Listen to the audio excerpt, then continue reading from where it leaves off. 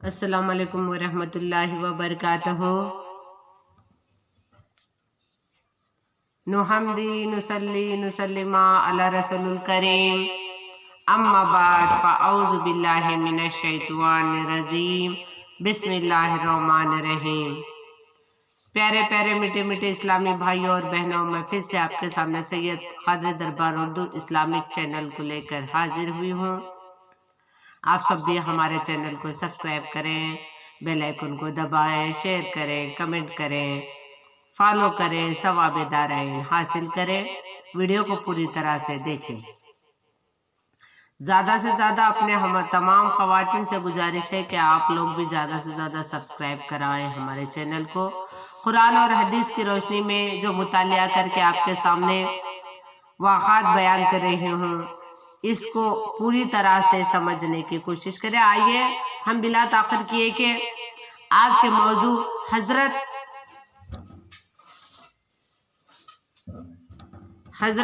Abul Qasim Junaidi Baghdadi रहमतुल्लाह अलैह पर मुबनी 15वां वाक़ा लेकर आपके सामने हाजिर हुई हूँ।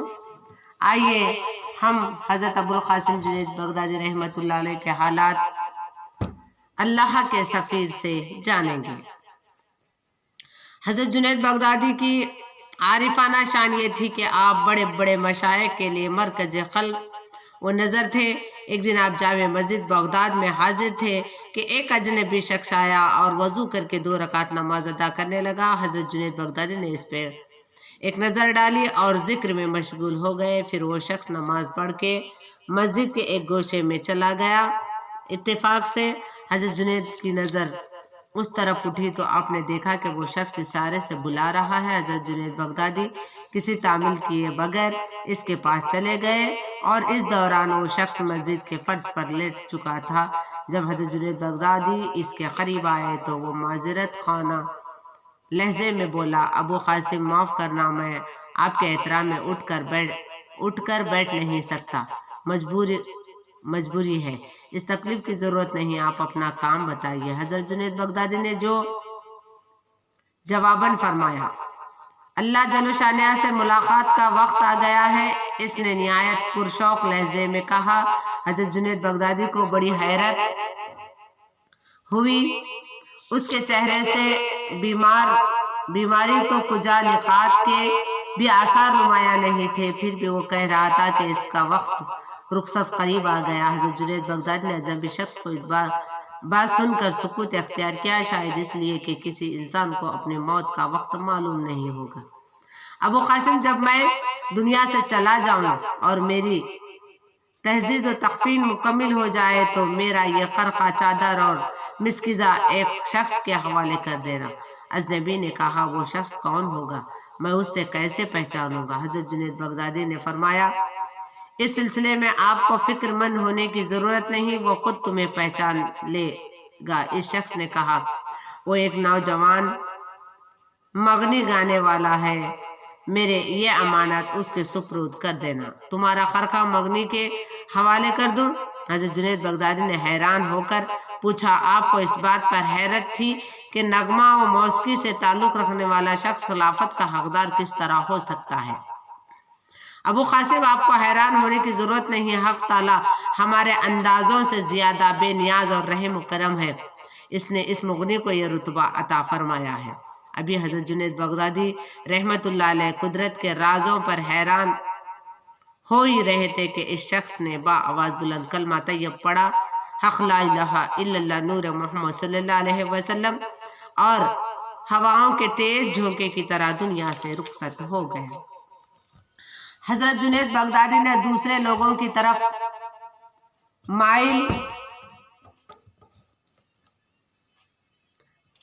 माइल कर अजनबी शख्स की तरफीन की।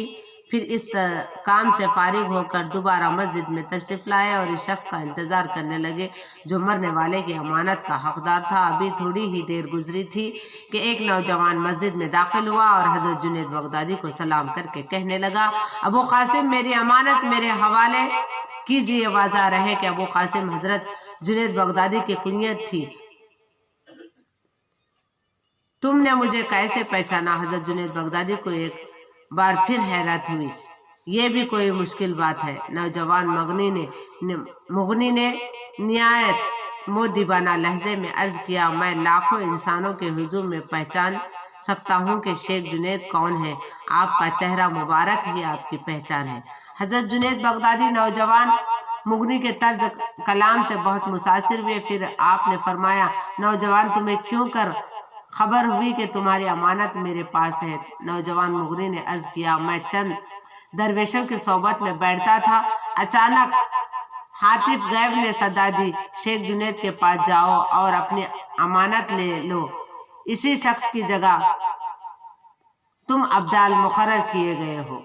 جو شخص گزرنے والا تھا وہ ابدال تھا اور اس شخص کی جگہ ان کو ابدال مقرر کیا گیا جو گانا گانے والا تھا، ڈھولک بجانے والا تھا۔ یہ تھا ابو القاسم جنید بغدادی کے ساتھ ہونے والا واقعہ۔ اسی لیے کسی کو کمتر نہ سمجھیے، کسی کو یعنی کیا بولتے ہیں کم ولایت زیادہ ولایت کے حیثیت سے یعنی تولیے مت، بلکہ کس وقت اللہ تعالیٰ کس کو کیا رتبہ دے گا یہ اس واقعے سے ثابت ہوتا ہے۔ حضرت جنید بغدادی نے مرنے والے کی تمام چیزیں نوجوان کے سپرد کر دی۔ مغنی نے اس وقت غسل کیا اور خرقہ پہنا، حضرت جنید بغدادی کا شکریہ ادا کیا اور ارض شام کی طرف چلا گیا۔ نوجوان مغنی کے جانے کے بعد حضرت جنید بغدادی نہایت رقت امجا لہجے میں فرمایا، اے ذات بے نیاز، تو ہی مالک کل ہے اور سارے خزانے تیرے ہی قبضے قدرت میں ہیں۔ تو مختار ہے، جسے جس طرح چاہے سرفراز کر دے اور جسے جس طرح چاہے جلیل اور رسوا کر دے۔ میں تیری ہی عبادت کرتا ہوں اور تجھے سے مدد مانگتا ہوں۔ تو یہ تھا حضرت ابو القاسم جنید بغدادی رحمۃ اللہ علیہ کا ایک بہت عجیب واقعہ، جو ایک گانے والے کو کسی شخص نے خلافت سے نوازا اور وہ نوازنے کے بعد وہ گانے والا انسان ابدال بن گیا۔ یہ ہوتی ہے ولایت کی منزل۔ دیکھیے، ایک وقت کے صوفی ہو کر بھی مسجد میں وہ جسے پہچانتے نہیں ہیں وہ جنید کو جانتا ہے، مگر جنید بغدادی رحمت اللہ علیہ نہیں جانتے، تو بھی وہ اپنی امامہ اور جھبا اور اپنی ساری مسکیزہ وغیرہ ایک گانے والے کو دینے کہتے ہیں، خلافت دینے کہتے ہیں، تو وہ یعنی کیا بولتے اس کا انتظار کر کے اس کو سپرد کرنے والے جنید بغداد تھے۔ ایسی ہی عادتیں، ایسی ہی صفتیں ولیوں میں ہوتے ہیں۔ اس لیے میں ہمیشہ آپ کو کہتی ہوں کہ آپ دکھاوے کے دربار بنا کر بیٹھے والے مرشدوں سے بچیے، دربار اور جاؤ جلال لگا کر اپنے آپ کی کو دنیا میں ڈنکے بجانے والے مرشدوں سے بچیے۔ حضرت جنید بغدادی رحمت اللہ علیہ کے راستے پہ چلیے، حضرت خواجہ قطب الاقطاب اویس میر قنوت الدین جنید بغدادی رحمت اللہ علیہ کے راستے پہ چلیے، حضرت شیخ سراج الدین جنیدی رحمت اللہ علیہ کے راستے پہ چلیے، حضرت غوث اعظم کے راستے پہ چلیے، حضرت سید شاہ شاہ ولی کے راستے پہ چلیے، حضرت سید صدر الدین حسن پیر قادری رحمت اللہ علیہ کے راستے پہ چلیے۔ انہی کے حالات کو جانکاری کر کر ہمیں ولیوں کے راستے پہ چلنا ہے۔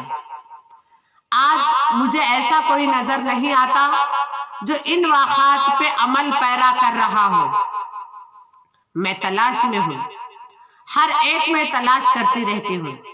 اللہ میری تلاش کب مکمل کر دے گا نہیں پتا، مگر ملے گا کوئی ایسا ولی ضرور، یعنی کیا بولتے ہیں ان چیزوں کو سمجھے گا۔